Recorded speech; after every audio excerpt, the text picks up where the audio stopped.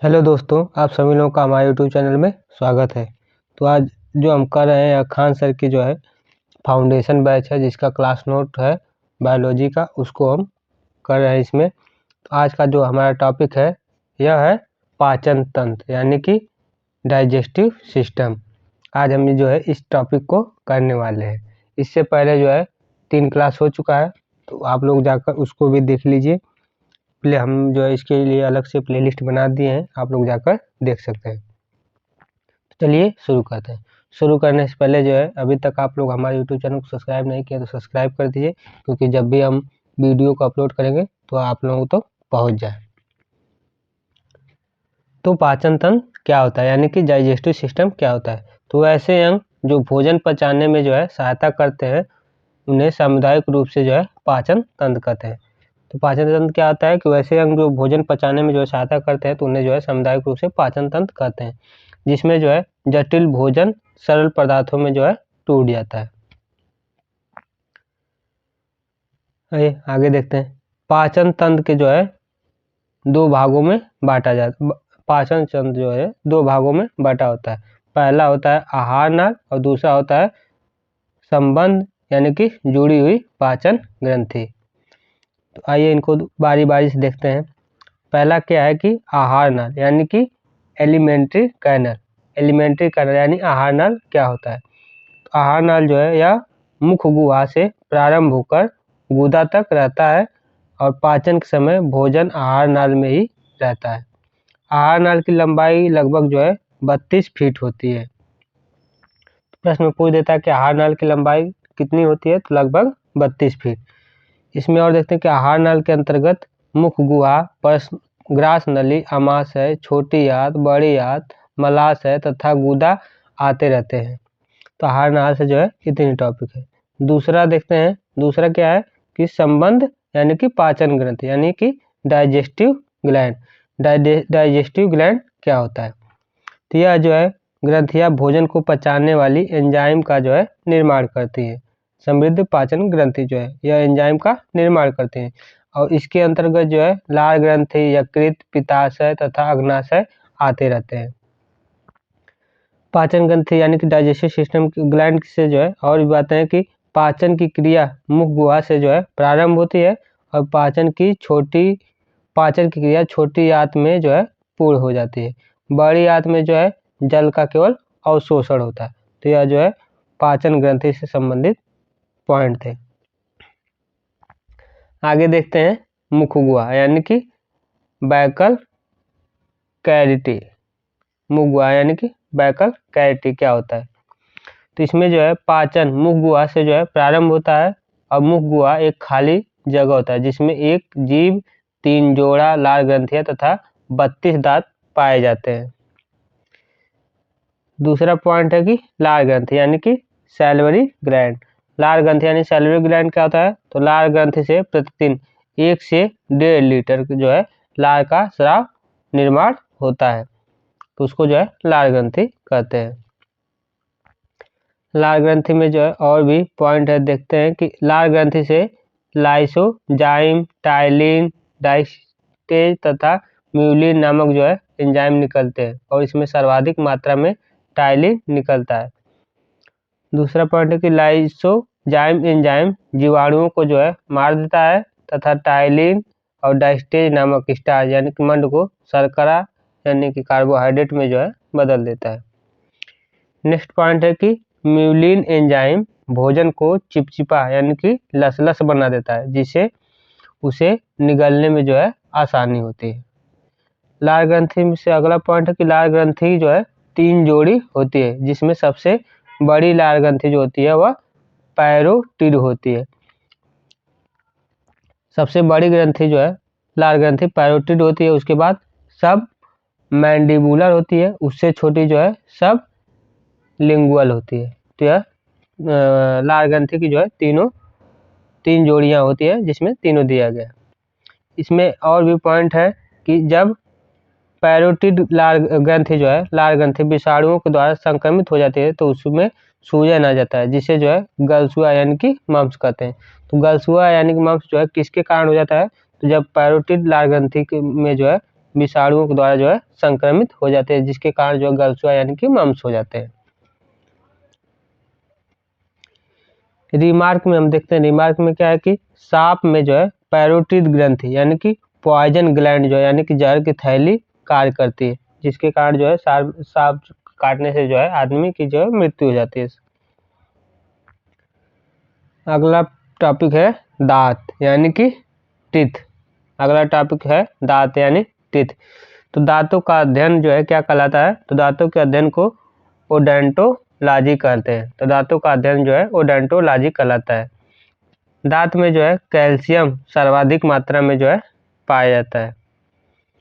आगे कि दांतों के निर्माण में 85% योगदान जो है कैल्शियम फास्फेट का होता है। तो दांतों में जो निर्माण में 85% योगदान जो है कैल्शियम फास्फेट का होता है और 10% योगदान जो है CaCO3 का होता है तथा शेष भाग कैल्शियम क्लोराइड होता है।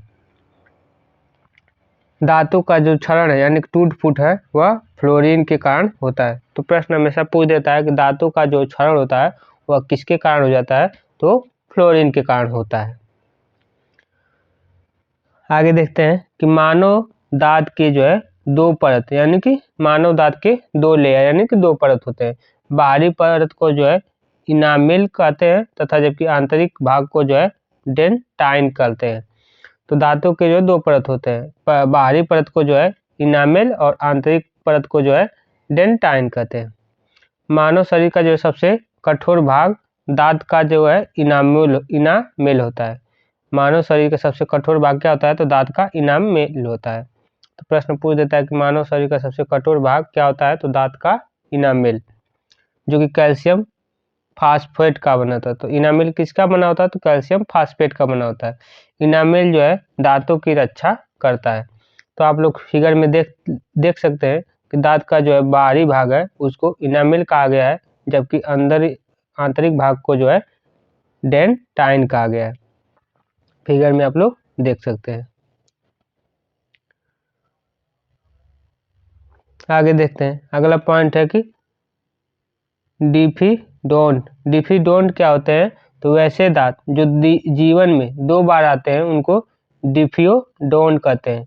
यानी कि वैसे दांत यानी कि जैसे कि दूध के जो दांत होते हैं उनको डिफिडोंट कहते हैं। और ऐसे कितने दांत होते हैं? तो ऐसे दांतों की संख्या होती है 20। यानी कि दूध के दांत कितने होते हैं? तो 20 होते हैं। दूसरा पॉइंट है कि मोनोफियोडेंट क्या होते हैं? तो ऐसे दांत जो जीवन में केवल एक ही बार निकलते हैं, जो जीवन में केवल एक ही बार निकलते हैं उनको मोनोफियोडेंट कहते हैं। जैसे कि अकल दांत यानी कि जो अकल दांत होते हैं उनको मोनोफियोडेंट कहते हैं। आगे देखते हैं कि मानव के दांत जो है 4 प्रकार के होते हैं। मानव के दांत 4 प्रकार के होते हैं। एक इंसियर, एक दांत होता है उसको इंसियर कहते हैं, दूसरे को कैनिन, तीसरा प्रीमोलर, फिर मोलर। दांतों के जो है 4 प्रकार होते हैं, इंसियर, कैनिन, प्रीमोलर और मोलर। इन सभी को जो है बारी बारी से हम देखते हैं क्रम वाइज। तो पहला है इंसियर। इंसियर यानी कि कृतक। इंसियर दांत क्या होता है यानी कृतक दांत क्या होता है? तो इसे नोज टिथ भी कहते हैं। इंसियर दांत यानी कि कृतक दांत को जो है नोज टिथ भी कहते हैं। यह जो है भोजन को काटने के में जो है काम आता है। तो कृतक दांत का क्या काम होता है? तो यह भोजन को काटने के जो है काम आता है। मानव में जो है इसकी संख्या कितनी होती है? तो 4 + 4 8 होती है। 4 + 4 यानी कि 8 होती है। 4 ऊपर और 4 नीचे होते हैं। तो कितने हो गए? 9 8 होते हैं। शाकाहारी जानवरों में जो है इंसियर चौड़ा होता है। यानी कि जो शाकाहारी जानवर होते हैं जो फल फूल घास फूस खाते हैं उनमें जो है जो इंसियर यानी कृतक दांत होते हैं वह चौड़े होते हैं। आगे देखते हैं, दूसरा पॉइंट है कैनिन दांत यानी कि रदनक दांत। कैनिन यानी रदनक दांत, इसे जो है आई टीथ कहते हैं। कैनिन दांत को जो है आई टीथ भी कहते हैं। यह जो है भोजन को चीरने फाड़ने के जो है काम आता है। कैनिन यानी कि टीथ दांत जो है यह भोजन को जो है चीरने फाड़ने के काम आता है। यह साइड से होते हैं। यह जो दांत होते हैं साइड से होते हैं। मानव में इनकी संख्या कितनी होती है? तो 2 ऊपर होते हैं और 2 नीचे होते हैं। तो कितनी संख्या हो जाएंगी? 4 हो जाएंगी। मांसाहारी जानवरों में जो है कैनिन अधिक नुकीला होते हैं। मांसाहारी जो जानवर होते हैं, जो मांस मछली खाते हैं, उनमें जो है कैनिन जो दांत होता है, यानी रदनक दांत होता है, वह बहुत ही नुकीला होता है, जिससे वह चीड़ फाड़ करके खाते हैं। अगला पॉइंट है, पॉइंट नंबर 3 है कि प्रीमोलर यानी कि अग्र चवड़क। प्रीमोलर यानी अग्र चवड़क, तो इसे जो है चिक टिथ भी कहते हैं। चिक टिथ किसको कहते हैं? तो अग्र चवड़क यानी कि प्रीमोलर दांतों को कहते हैं। या जो भोजन को चबाने का कार्य करते हैं। तो भोजन को चबाने का कार्य कौन करते हैं? तो प्रीमोलर यानी कि अग्र चवड़क करते हैं। बच्चों में यह बिल्कुल भी नहीं पाया जाता। बच्चों में यह बिल्कुल भी नहीं पाया जाता है। वयस्कों में पाया जाता है। तो वयस्कों में कितने होते हैं? 4 ऊपर 4 नीचे। कितने हो गए? तो 8। तो वह प्रीमोलर दांतों की संख्या कितनी होती है? तो 8 हो जाती है। आगे देखते हैं नंबर 4 मोलर यानी कि चवड़क। मोलर क्या होता है? तो इसे विजडम टीथ भी कहते हैं। इसका जो है इसका भी कार्य भोजन को चबाना होता है। बच्चों में जो है अंतिम मोलर यानी कि थर्ड मोलर नहीं पाया बच्चों में अंतिम मोलर यानी कि थर्ड मोलर जो है नहीं पाया जाता है। वयस्कों में ही यह पाया जाता है। तो 6 ऊपर 6 नीचे कितने हो जाते हैं? तो 12 हो जाते हैं। तो मोलर यानी चवड़क दांतों की संख्या कितनी हो जाती है? तो 12 हो जाती है। अर्थात चारों ओर में सर्वाधिक संख्या मोलर की ही होती है। रिमार्क में हम देख लेते हैं कि बच्चों में प्री मोलर का जो है पूर्णतः अभाव होता है तथा अंतिम मोलर नहीं पाए जाते हैं। आगे देखते हैं बच्चों में जो है कुल 20 दांत टूटने के बाद दोबारा निकलते हैं। बच्चों में 20 दांत टूटने के बाद जो है दोबारा निकलते हैं। इस 20 दांतों को जो है दूध के दांत कहते हैं। तो प्रश्न पूछ देता है कि दूध के दांत कितने होते हैं? तो होते हैं 20 यानी कि 20। दूध के दांत 12 वर्ष की अवस्था तक जो है पूर्णतः टूट चुके होते हैं। यानी कि दूध के जो दांत होते हैं वह 12 वर्ष की अवस्था तक जो है पूरे टूट चुके होते हैं और दोबारा नए दांत निकलना प्रारंभ हो जाते हैं। इस प्रकार से मानव जीवन में जो है दांतों की कुल संख्या कितनी हो जाती है? तो टोटल संख्या 32 होती है और 20 जो है पहले से निकले हुए होते हैं जो कि टूट गए होते हैं। तो टोटल हो जाती है 52। अगला पॉइंट है कि पक्षियों के चोंच दांत का ही रूपांतरण रूप होता है। यानी कि पक्षियों का जो चोंच होता है वह दांत का ही एक रूपांतरण रूप होता है। अगला पॉइंट है हाथी का बाहर निकला दांत उसके उभरी जबड़े का सेकेंड इंसीरियर होता है। यानी कि वह जिससे चबाता है तो सेकेंड इंसीरियर होता है। आगे देखते हैं कि दंत सूत्र द्वारा जो है दांतों का 1/4 भाग ही दिखाया जाता है। जानवरों में ऊपरी जबड़ा में जो है दांत नहीं होते हैं। जानवरों में जो है ऊपरी जबड़ा में जो है दांत नहीं होते। अगला पॉइंट है कि स्तनधारी में सर्वाधिक दांत सुअर तथा घोड़ा का होता है। और कितना होता है? तो 44 होता है। जानवर स्तनधारी जानवर में जो है सर्वाधिक दांत जो है किसके होते हैं? तो सुअर और घोड़ा के दांत होते हैं। कितने होते हैं? तो वह 44 होते हैं। मच्छर में जो है दांतों की संख्या कितनी होती है? तो वह 47 होते हैं। तो पूछ लेता है कि मच्छर में दांतों की संख्या कितनी होती है? तो 47। जबकि गाय और भेड़ में 32 होते हैं। गाय और भेड़ में जो है दांतों की संख्या कितनी होती है? तो वह 32 होती है। अगला टॉपिक है ग्रास नली। ग्रास नली देखते हैं यानी कि ओइसोफेगस यानी कि ग्रास नली। यह जो है मुख गुहा को अमाशय से जोड़ने का कार्य करता है और यह नली के समान होता है। इसमें कोई भी पाचन क्रिया नहीं होती है। ग्रास नली में जो है कोई भी पाचन क्रिया नहीं होती है और यह मुख गुहा को जो है अमाशय से जोड़ने का कार्य करता है। दूसरा टॉपिक है कि अमाशय यानी पेट यानी स्टमक। स्टमक क्या होता है यानी अमाशय क्या होता है? तो यह थैलोनुमा आकृति की होती है जो कि भोजन को संग्रहित करने तथा पचाने दोनों का कार्य करती है। तो संग्रहित करने और पचाने दोनों काम कौन करती है? तो वह स्टमक यानी कि अमाशय करती है और यह भोजन को लगभग 4 घंटे रोक कर रखती है। तो पेट यानी कि अमाशय जो है भोजन को 4 घंटे तक रोक कर रखती है। अमाशय यानी कि पेट के जो है 3 भाग होते हैं। पहला होता है कार्डिक, दूसरा फंडिक, तीसरा पाइलोरिक। कार्डिक, फंडिक और पाइलोरिक 3 भाग होते हैं। आप लोग फिगर में देख सकते हैं कि यह फंडिक भाग यहाँ पर दिखाया गया है, कार्डिक यहाँ पर है और पाइलोरिक इस प्रकार से दिया गया है और इसको जो है ग्रास नली कहते हैं। इस प्रकार से जो बनाया गया है इसको ग्रास नली कहते हैं, और काइम यहाँ पर दिया गया फिगर में आप लोग देख सकते हैं। अब इन सभी से संबंधित जो है पॉइंट देखते हैं क्या क्या है। तो कार्डिक में जो है यह सेल निकलता है जो कि टाइलिन के प्रभाव को जो है समाप्त करता है और कीटाणुओं को मार देता है, और यह भोजन को जो है अम्लीय बना देता है और एंजाइम की जो है क्रिया शक्ति को बढ़ा देता है। आगे पॉइंट है कि फारिक जो है बीज का भाग होता है जिसमें कांटेनुमा रचना पाई जाती है जिसे रूजी कहते हैं, और यह भोजन को रोककर रखने का जो है कार्य करता है। जब हम भोजन नहीं किए रहते हैं तो रूजी अपने स्थान पर खड़ा हो जाता है और चुभन होने लगती है। अगला पॉइंट है कि पाइलोरिक में जो है जठर ग्रंथि पाई जाती है जिससे जठर रस यानी कि गैस्ट्रिक जूस, पाइलोरिक में ही जठर ग्रंथि पाई जाती है जिससे जो है जठर रस जो है निकलता है। जब जठर ग्रंथि काम नहीं करती है तो उस रोग को गैस्ट्रिक कहते हैं। जठर रस में जो है रेनिन तथा पेप्सिन पाया जाता है। प्रश्न हमेशा पूछता है कि जठर रस में जो है क्या पाया जाता है, तो जठर रस में रेनिन तथा पेप्सिन पाया जाता है। या फिर प्रश्न इस प्रकार से पूछ देता है कि रेनिन तथा पेप्सिन कहाँ पर पाया जाता है, तो वह जठर रस में पाया जाता है। अगला पॉइंट है कि रेनिन जो है दूध को दही में बदल देता है अर्थात दूध को पचाता है। यह दूध में उपस्थित केसिन प्रोटीन को कैल्शियम पायरा कैसिनेट में जो है बदल देता है। अगला पॉइंट है कि पेप्सिन जो है प्रोटीन को पचाता है और यह प्रोटीन को पेप्टोन में बदल देता है। भोजन जो है अमाशय के बाद छोटी आंत में जाता है और भोजन अब क्राइम का रूप ले चुका होता है। अगला पॉइंट है छोटी आंत यानी कि स्मॉल इंटेस्टिन। छोटी आंत क्या होता है, तो छोटी आंत क्या होता है इसके बारे में देखते हैं। भोजन को जो है पूर्ण पाचन छोटी आंत में ही होती है। भोजन का जो पूर्ण रूप से पाचन होता है वह छोटी आंत में ही होती है। छोटी आंत के जो है 3 भाग होते हैं।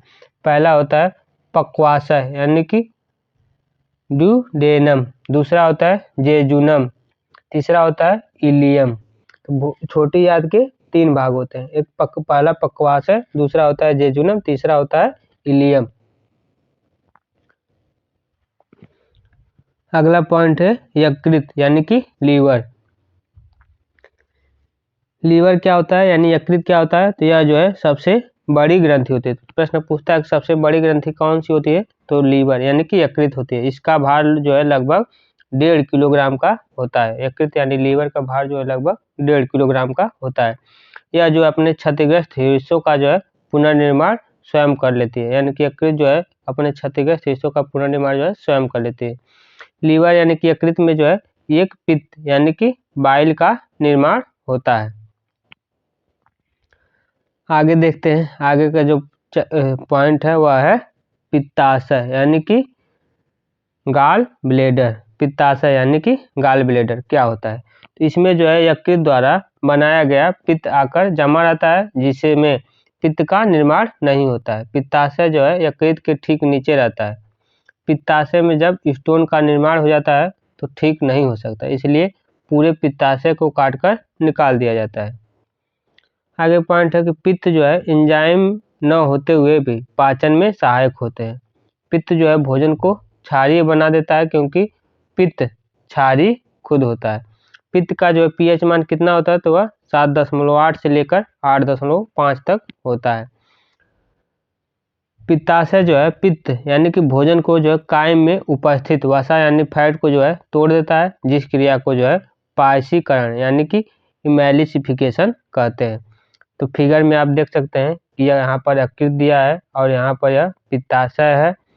इसको आहार नाल कहा जाता है। अमाशय यानी पेट इसको कहा जाता है। अग्नाशय इस प्रकार से है, यह डी है, यह आई है, यह जे है और यह बिलाई है। इस प्रकार से फिगर में आप लोग सभी चीज देख सकते हैं।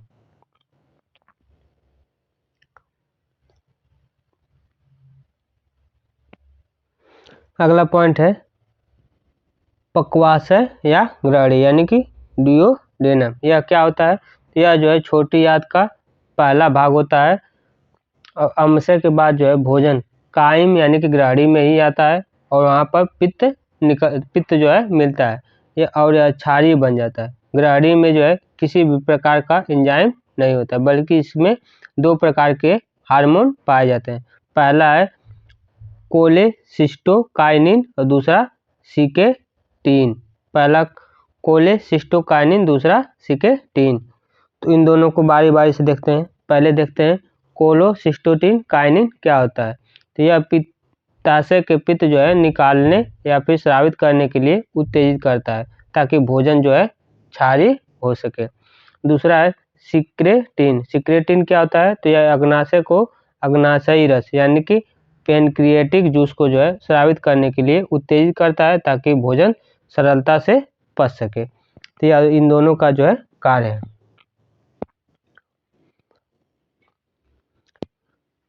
आगे देखते हैं रिमार्क में क्या है। तो रिमार्क में जो है अग्नाशय से 3 प्रकार के एंजाइम निकलते हैं। तो अग्नाशय से कितने प्रकार के एंजाइम निकलते हैं? 3 प्रकार के। इन तीनों को सामूहिक रूप से पूर्ण पाचक रस कहते हैं, क्योंकि यह भोजन के जो है सभी अवयवों को जो है पचा सकते हैं।